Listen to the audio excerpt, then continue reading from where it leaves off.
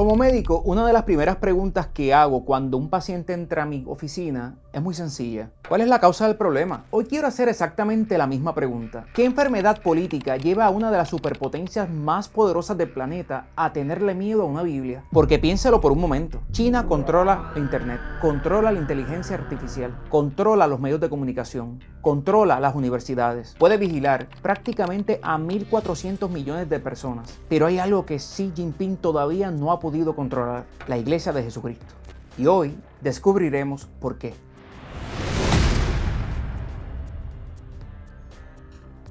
Cuando escuchamos la palabra China, inmediatamente pensamos en una superpotencia. Pensamos en una economía que desafía a Occidente. Pensamos en fábricas que producen para el mundo entero.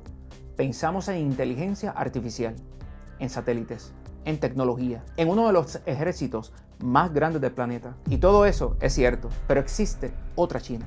Una que rara vez aparece en los titulares. Una China que no inaugura puentes, que no organiza desfiles militares, que no sale en los informes económicos. Es una China silenciosa. Mientras millones de personas duermen, pequeños grupos de creyentes se reúnen alrededor de una Biblia. No en enormes auditorios, no en catedrales, sino en apartamentos, en oficinas, en casas particulares.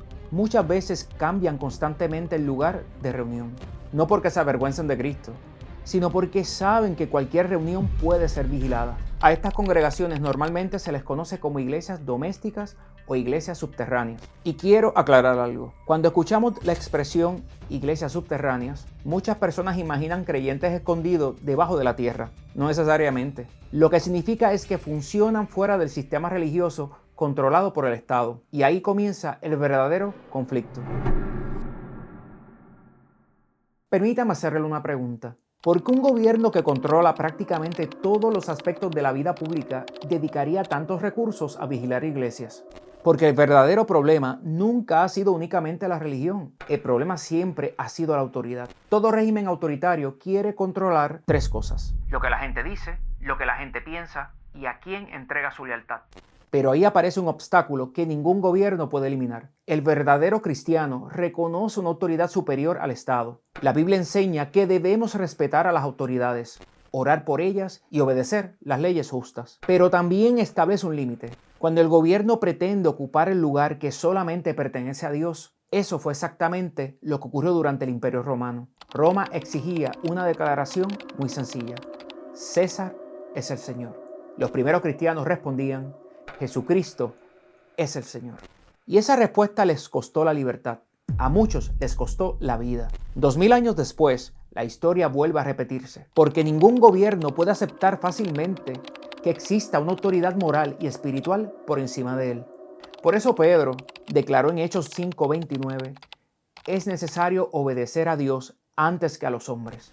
Esa frase incomodó al Imperio Romano, incomodó a gobiernos totalitarios durante el siglo XX y continúa incomodando a cualquier régimen que quiera controlar la conciencia de las personas. Porque una cosa es gobernar un país y otra muy distinta, pretender gobernar el alma. Ahora permíteme compartirle un dato que probablemente le sorprenderá y curiosamente no proviene de una organización cristiana, proviene del propio gobierno chino. En un documento oficial publicado en el 2018, las autoridades reconocieron que aproximadamente 38 millones de protestantes y unos 6 millones de católicos registrados. Deténgase un momento.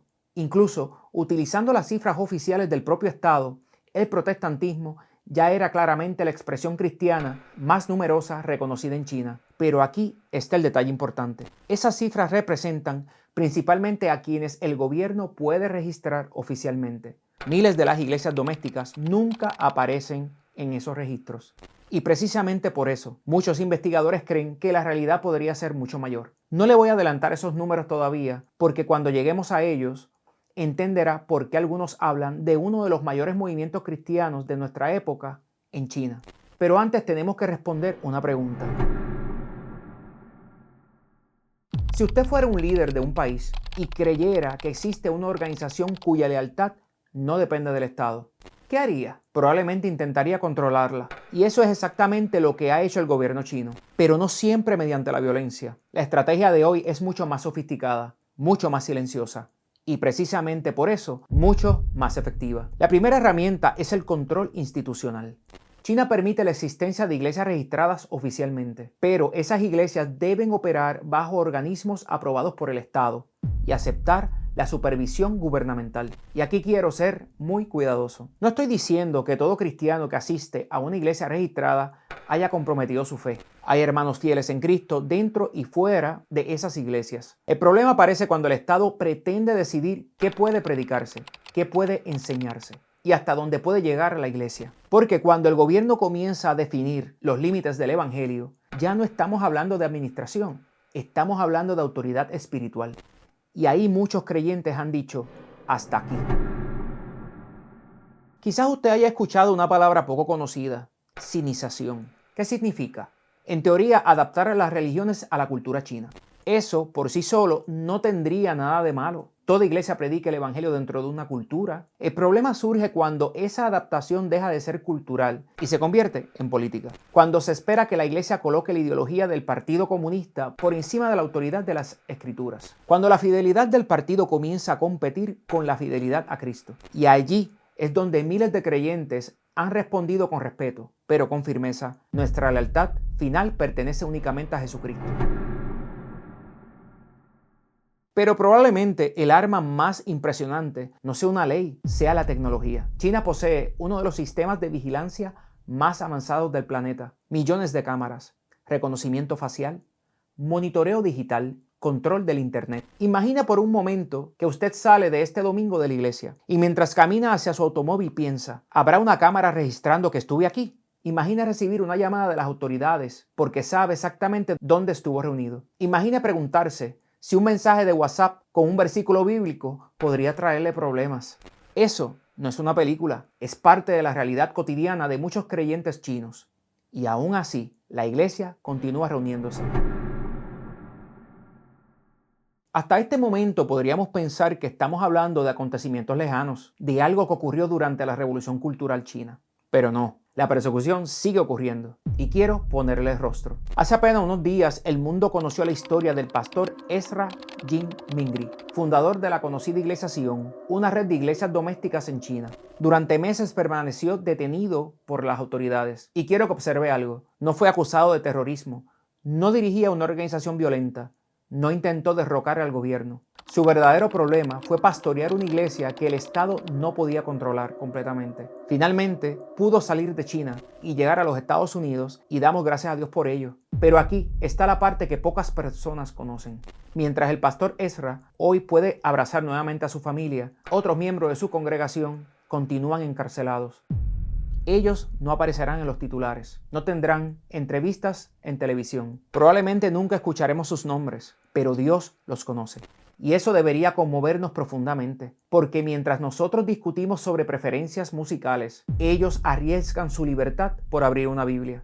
Mientras nosotros debatimos sobre horarios de culto, ellos agradecen simplemente poder reunirse sin ser descubiertos. Y eso nos obliga a hacernos una pregunta muy incómoda. ¿Qué clase de fe tenemos nosotros? Porque seguir a Cristo nunca fue una invitación a la comodidad, fue una invitación a la fidelidad. Y precisamente por eso las palabras del apóstol Pablo cobran un significado extraordinario. En 2 de Timoteo 2:9 escribió desde la prisión, por el cual sufro penalidades a modo de malhechor, pero la palabra de Dios no está presa.